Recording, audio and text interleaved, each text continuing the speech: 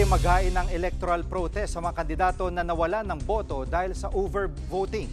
Nangunguna sa balita si Mon Gualvez. Mon, ano bang overvoting at gaano karaming botante ang nag-overvote nitong eleksyon? Gigi, aabot sa 1.3 milyong botante yung nagkamali raw sa pagboto ng senador sa karatapos lamang na Bilang Pilipino 2025. Sila yung mga bumoto ng mahigit sa 12 senador kaya hindi nabilang ang kanilang mga boto. Pero ayon sa COMELEC, 2% lamang daw yan ng mahigit 57 milyon ng mga Pilipinong bumoto sa karatapos lamang na eleksyon.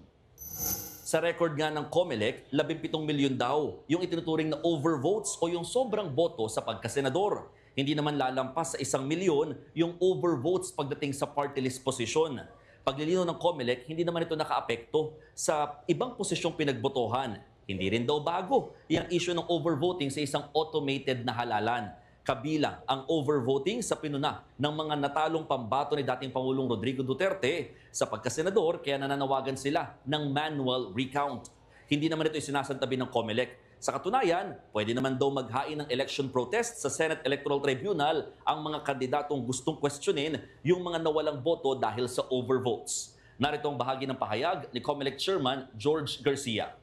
Sa lahat po ng eleksyon, lagi nagawa, hindi po natin kayang pigilan. Kung ang mga kababayan natin ay, minsan po kasi na-enthusiastic. Na-shade na, nagbago isip, naglagay ng X. Kasi po nagbago isip, pero yun nga po, touch move po kasi. Mas mainam daw, Gigi, na maghain na lang ng election protest yung mga natalong kandidato kaysa magreklamo daw sa social media o idaan sa social media ang kanilang mga reklamo. Gigi, balik sa'yo. Yan ang ulat ni Mon Gualvez mula sa COMELEC.